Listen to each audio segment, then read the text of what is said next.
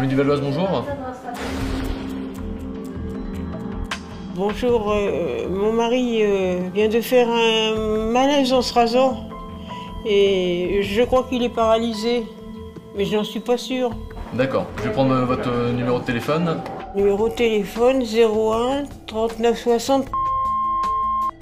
D'accord, donc vous êtes bien à Bré.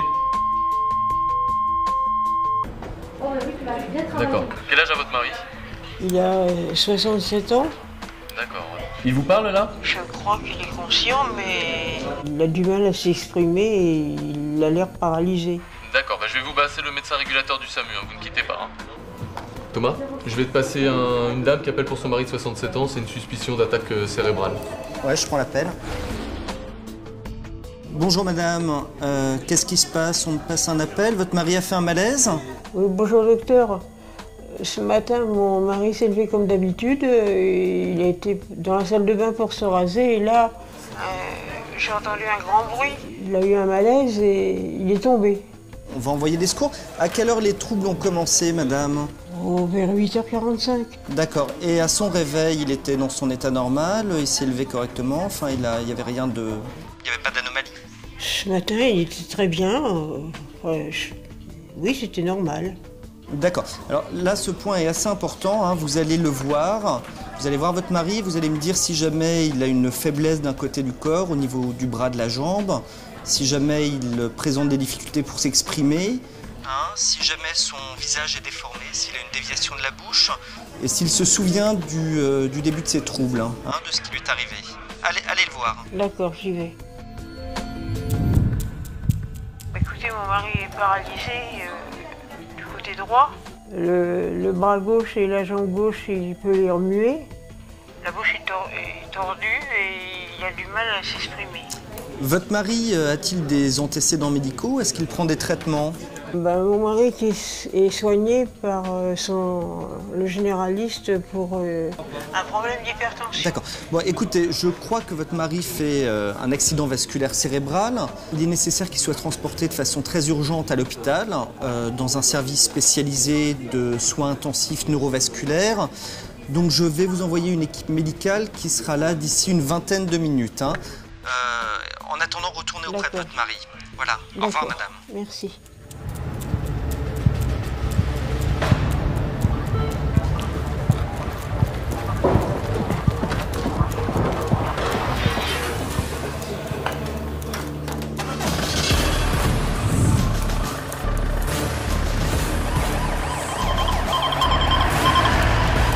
Allô? Bonjour. C'est le médecin régulateur. Donc je t'appelle pour un homme de 67 ans, hyper tendu, qui à 8h45 a présenté une hémiplégie droite avec aphasie. Je suis sûr de l'horaire. Sa femme est avec lui et je lui ai bien fait préciser. Il était tout à fait normal au réveil. Et vous pouvez être à peu près dans combien de temps sur l'hôpital? Eh bien, je viens d'envoyer mon équipe. Il est 9h et ils seront arrivés à l'hôpital à 10h moins le quart, 9h45. 9h45, aux urgences. Au niveau du bilan, tout est prélevé. Notre équipe de SMUR va prélever un bilan et il sera perfusé à son arrivée. D'accord. Donc moi, je préviens le radiologue. D'accord, bon, de mon côté, je me charge de prévenir les urgences. D'accord. Voilà. Allez, au revoir. Au revoir. Alors, ce qui est extrêmement important lorsqu'on présente un déficit brutal, c'est d'appeler le centre 15 qui va assurer la régulation pour adresser le patient le plus rapidement possible vers l'unité neurovasculaire. Mais il faut aller vite et ce n'est pas toujours nécessaire que ce soit un camion du SAMU médicalisé qui transfère le patient. Ça peut être aussi, selon les cas, un véhicule des pompiers ou une ambulance. Ce qui est important, c'est que le patient arrive le plus vite possible au bon endroit. Autre point important, c'est lorsque le patient est adressé à l'hôpital, qu'un membre de son entourage l'accompagne, parce que très souvent le patient a des difficultés à s'exprimer et il est important pour le médecin qui va recevoir ce patient de pouvoir interroger l'entourage pour connaître au mieux ses antécédents, les maladies dont il a déjà souffert et comment s'est installé cet accident vasculaire.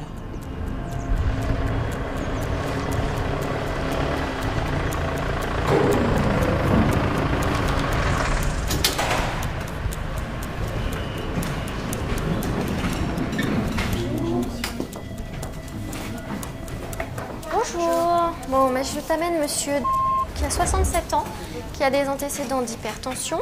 À part ça, pas d'autres antécédents, pas de traitement anticoagulant. Il a présenté ce matin à 8h45 un déficit de l'hémicorps droit avec un trouble de l'élocution. Il est quasiment aphasique. On a prélevé les tubes avec l'hémostase notamment. Je te donne ça. Si c'est bon pour l'identité, vous avez vérifié. On a tout, oui, on avait famille. avec sa femme qui était témoin des troubles. Et sur le plan de l'électro, rien de particulier. Hein. Il est en rythme sinusal, pas de choses particulières. Transport par le SAMU, donc aujourd'hui, 19. Voilà, merci. Le dextro a été fait. Il a été fait, il est normal. Merci. Bon, vous m'entendez, monsieur? Oui? Bon, si vous comprenez, vous pouvez fermer les yeux. Ok. Serrez-moi la main de ce côté-ci très fort. Parfait. Levez la jambe gauche maintenant. Ouais, très très bien. Est-ce que vous pouvez essayer de bouger un petit peu le pied ou la jambe droite? Bon, je vais essayer de vous la lever. Vous essayez de tenir la jambe en l'air. Hein. Je lâche. Ok. Essayez de me serrer les doigts. D'accord. Ok. Juste enlever l'appareil attention. On va l'emmener à l'IRM. Oui.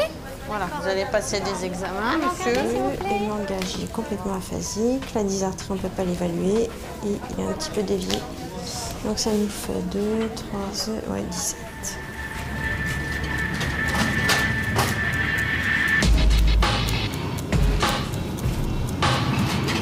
Bonjour Sylvie, tu viens pour le monsieur, pour Ouais, l'AVC, oui, 67 l'AVC, ans, ouais. hémiplégie. Aphasie, et là on va à l'IRM, le bilan est fait. Donc on y va. On revoit après. Ok.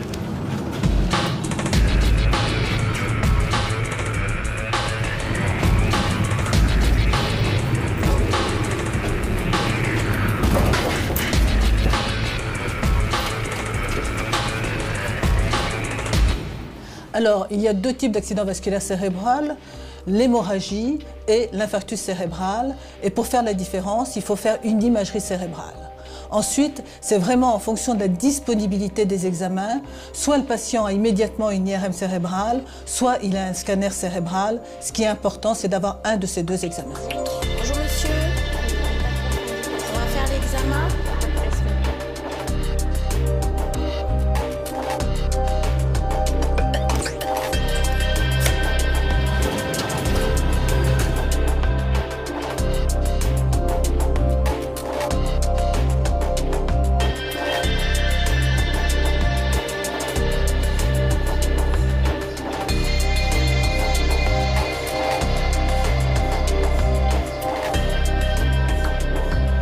Sur la séquence 3D-TOF sur le polygone de Willis, tu vois qu'il y a une occlusion complète de la carotide gauche avec un abaissement du coefficient, ce qui signe bien une lésion ischémique récente.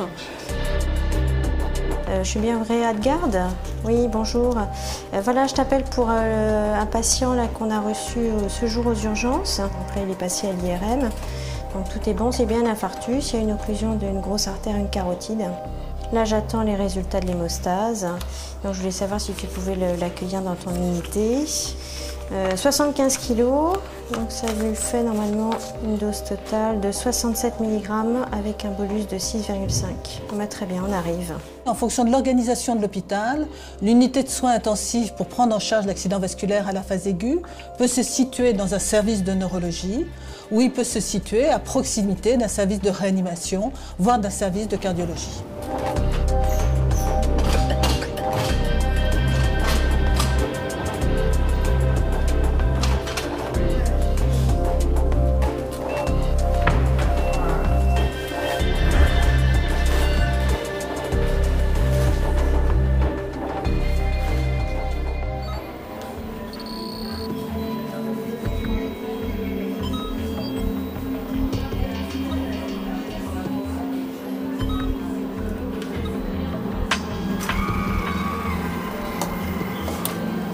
Alors, donc j'ai eu l'hémostase, là, donc c'est bon. On va se baser là-dessus. Donc vous préparez 6,5 ml en bolus et 61 ml sur une perfusion lunaire. D'accord. Je vais le réexaminer.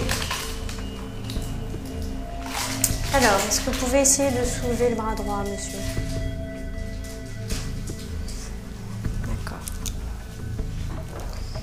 Donc c'est bon, là c'est parti.